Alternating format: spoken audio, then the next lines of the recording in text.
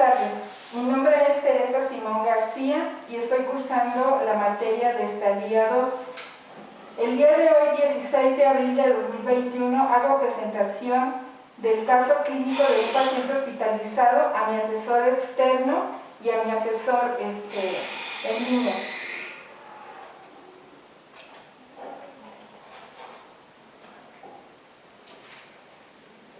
Bueno, para esta asignatura voy a proceder a describir un caso clínico de una paciente femenina de 72 años de edad, casada, mexicana, escolaridad primaria, ama de casa que radica y vive actualmente en el Estado de México, domicilio conocido, de religión católica. El interrogatorio se realizó de manera directa, sin embargo, por la contingencia de COVID, se guardó la sana distancia para realizar la historia clínica. En relación a los antecedentes heredofamiliares, tiene como antecedentes padre diabético que falleció por complicaciones propias de esta enfermedad, un tío materno con diabetes tipo 2, además de cuadro de obesidad. La paciente niega tener hipertensión arterial, así como diabetes o cáncer. Ella generalmente no acostumbra a acudir a consultas médicas.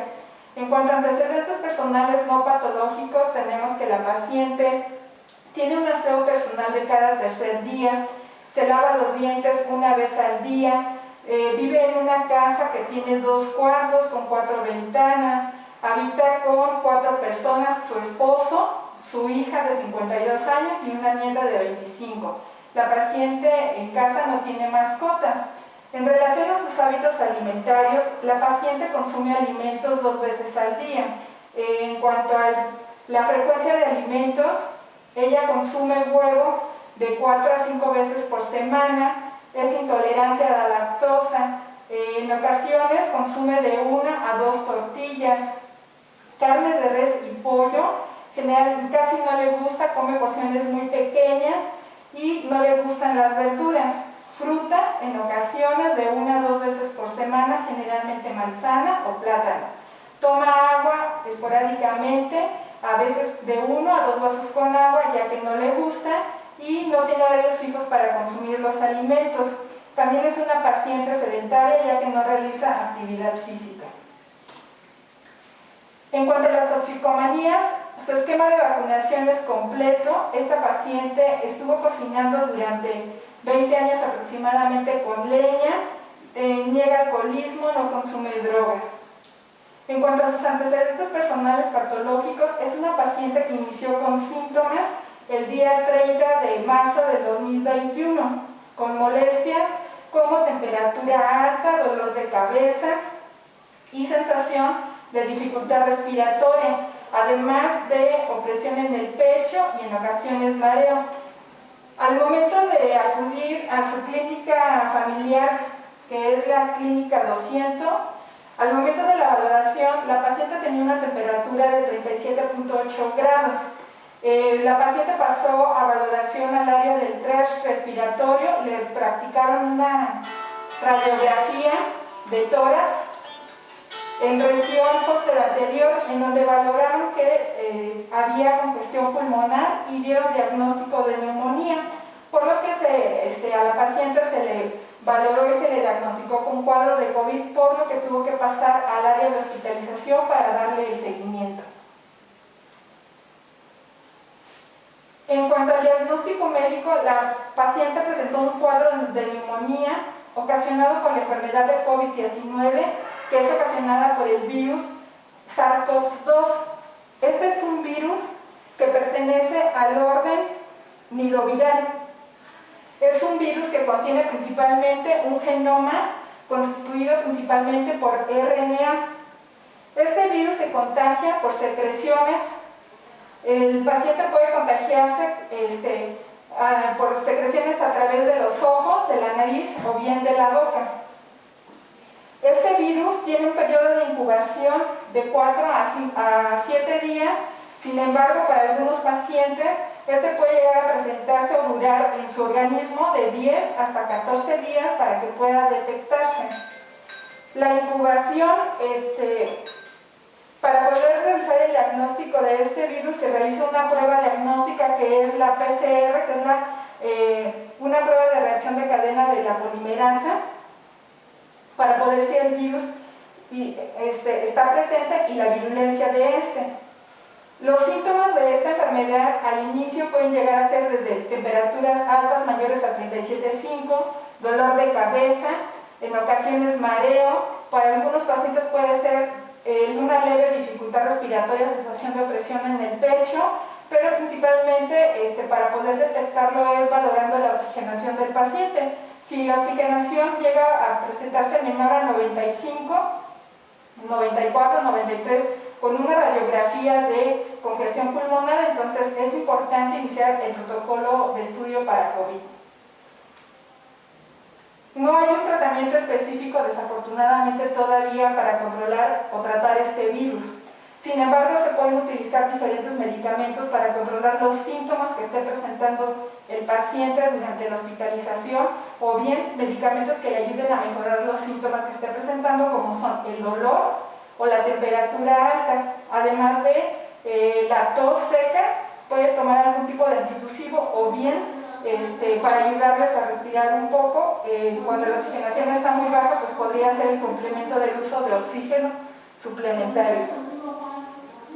El pronóstico para los pacientes que llegan a tener o a contagiarse por este virus, se dice que del 5 al 25% de los pacientes que llegan a contagiarse pueden llegar a tener un cuadro grave. Entre los cuadros que pueden llegar a presentarse son cardiopatías, fallo renal y en ocasiones la muerte. Las medidas de prevención que deberemos de aplicar para esta enfermedad son siempre el lavado de manos constante, guardar la sana distancia, el uso de cubrebocas, así como el uso de caretas para disminuir el riesgo de contagio. Si en este caso la paciente no hubiera sido hospitalizada y hubiera tenido que ser referida a recuperarse a domicilio, si no hubiera estado tan complicada, finalmente en casa tendría que mantenerse aislada, siguiendo las mismas medidas generales: lavado de manos, uso de cubrebocas, aislamiento total y en cuanto a alimentación, un consumo frecuente de frutas y verduras principalmente, y vigilando mucho la hidratación. Para esta paciente el diagnóstico nutricional es el siguiente: es una paciente femenino con cuadro de obesidad grado 1, hipertrigliceridemia, hiperuricemia, insuficiencia renal aguda, evidenciados por sus bioquímicos y el índice de masa corporal. En cuanto a los datos antropométricos que tenemos para esta paciente, es que tiene una edad de 72 años, pesa 82 kilos y medio, tiene una talla de 1,54 metros, con un índice de masa corporal de 34,8. Luego, entonces, los indicadores que tenemos para esta paciente es que su peso habitual es de 87 kilos, sin embargo, durante la hospitalización egresó y durante la recuperación egresa con un peso de 82,5 kilos, lo que nos indica que tuvo una pérdida del 5,2% en cuanto a la pérdida de tejido graso y de masa muscular, lo que nos indica que está presentando un cuadro de desnutrición leve con riesgo de complicaciones propias por cuadros de infección o enfermedades concomitantes.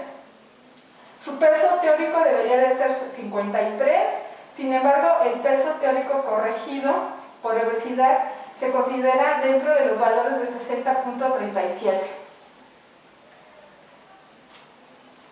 En cuanto a los estudios bioquímicos, se le practicaron estudios al momento de su ingreso a hospitalización y estudios de laboratorio antes de su egreso, un día antes. Entonces, esta paciente egresa al hospital el día 3 y egresa el día 8, por lo tanto duró 5 días hospitalizada. Aquí observamos en rojo los parámetros que están alterados. En lo primero, lo más relevante es que están elevados los niveles de glucosa, los niveles de triglicéridos, así como los niveles de creatinina, que están en 1,1, y de acuerdo a las tablas de Cadigo, la tasa de filtración glomerular con niveles de 1,1 se encuentra en estadio 3, grado A, lo que nos indica una ligera o moderada disminución en su tasa de filtración glomerular.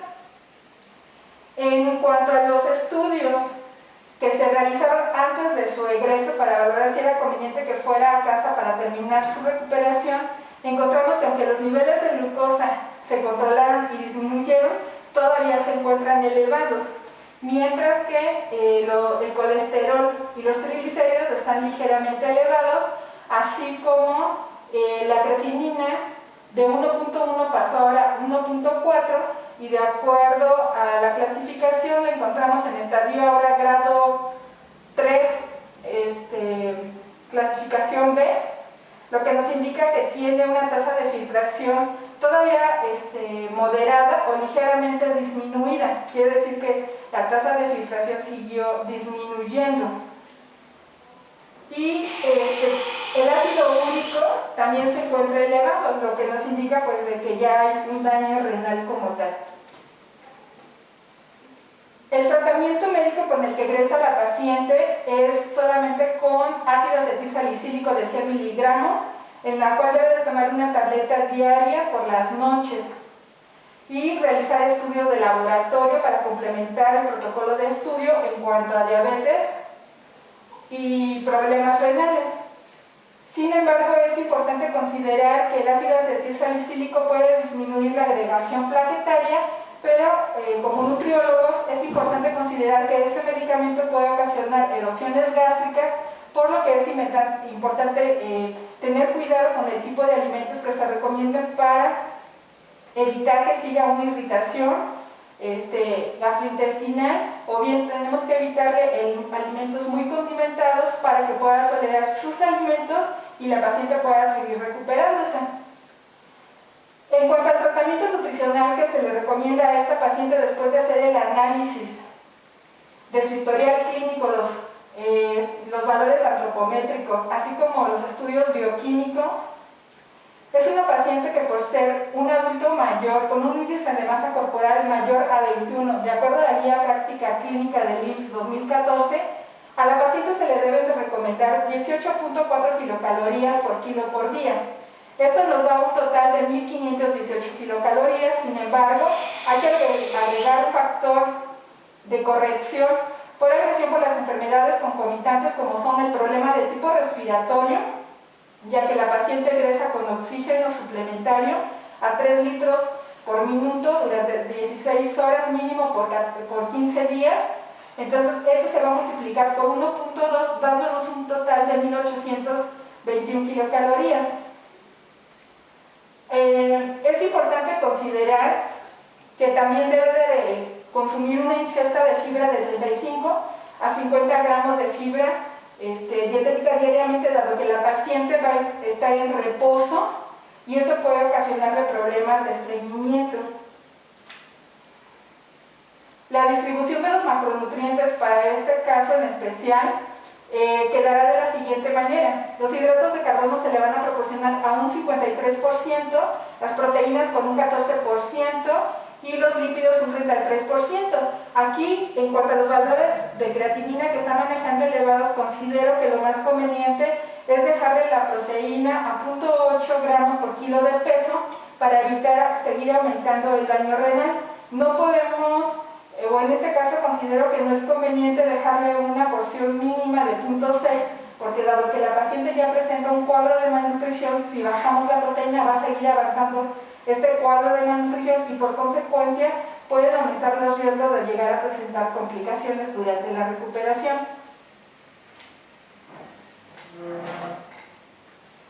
En cuanto a la distribución del grupo de alimentos en el cuadro dietosintético, observamos que de acuerdo al cálculo que se realiza, debe de tener las siguientes porciones.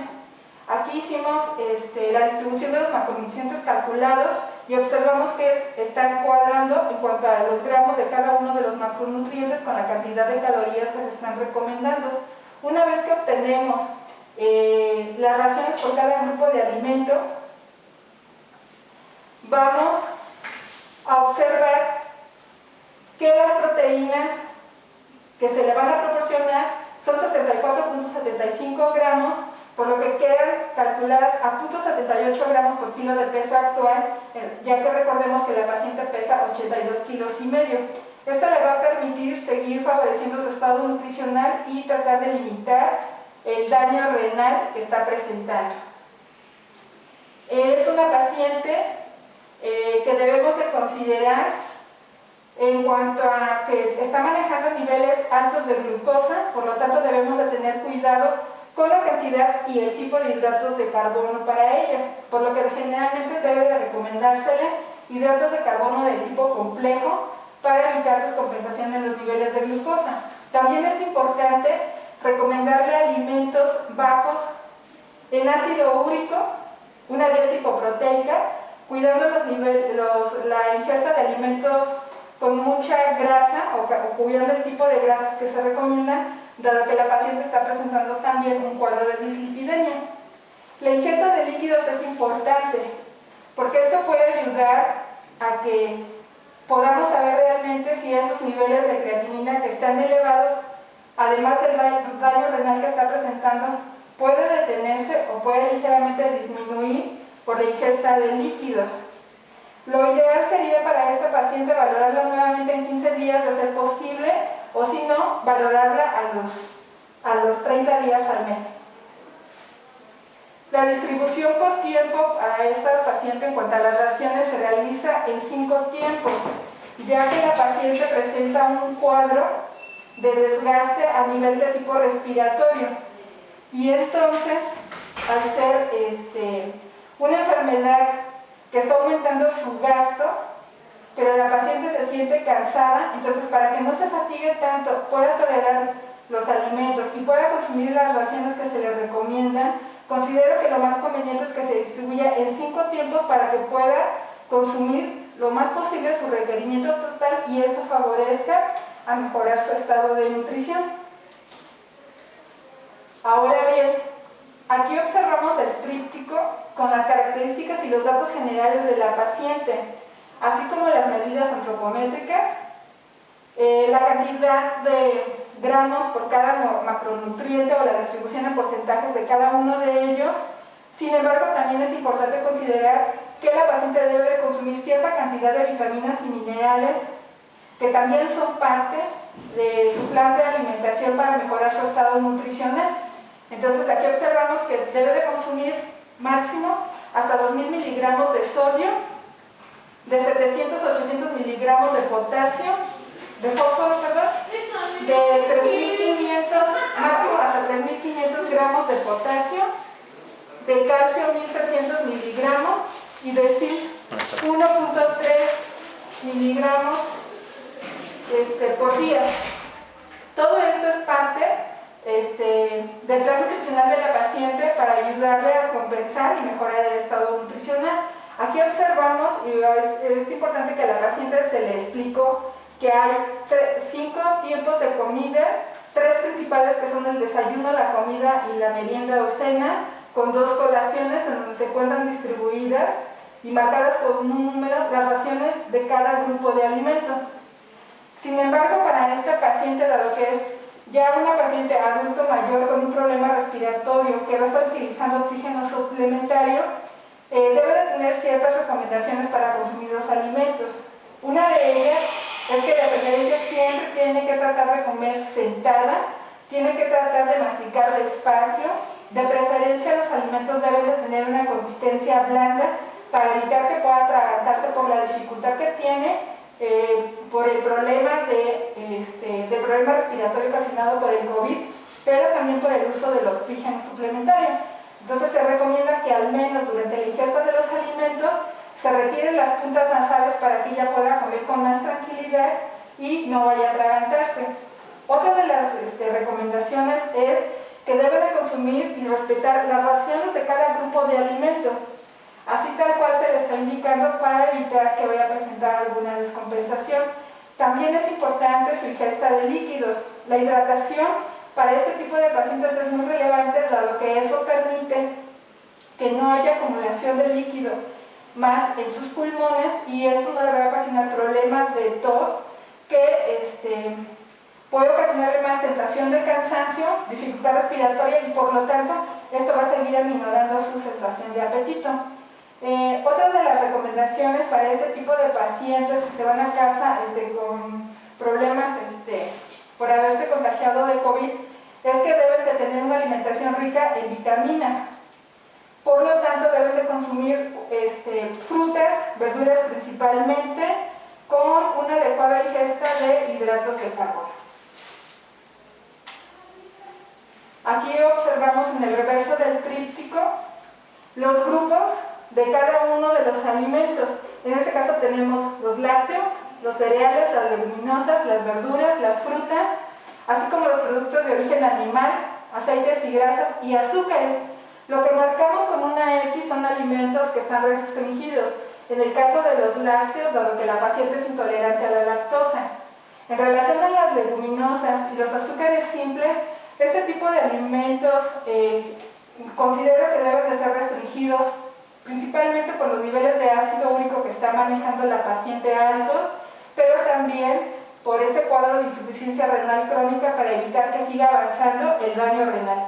Mientras, en lo que termina de hacer su protocolo de estudio, con estudios de laboratorio complementarios como la recolección de orina de 24 horas para valorar la depuración de creatinina y con una química sanguínea, en este caso el médico le recomendó una química de 32 elementos para valorar también su función hepática y renal de una forma más completa para saber qué es realmente el diagnóstico, si esto se está descompensando por los niveles de glucosa alto o un probable cuadro de diabetes que la paciente no le habían detectado dado que no iba a consulta y pues no tomó un tratamiento y ya está presentando quizás complicaciones por lo mismo. Entonces, eso sería de mi parte todo. No sé si en este caso usted tenga alguna pregunta. No, por el momento no. Ya platicamos sobre eso la próxima. Bueno, entonces quiero darle las gracias a mi asesor externo presente por el tiempo, por la atención y sobre todo por la disponibilidad que tuvo en el transcurso para realizar mis actividades para este primer reporte, y le agradezco a usted también, docente, la atención, y bueno, pues espero que esto lo haya podido explicar de la manera más específica y correcta. A todos, muchas gracias por su atención. Gracias.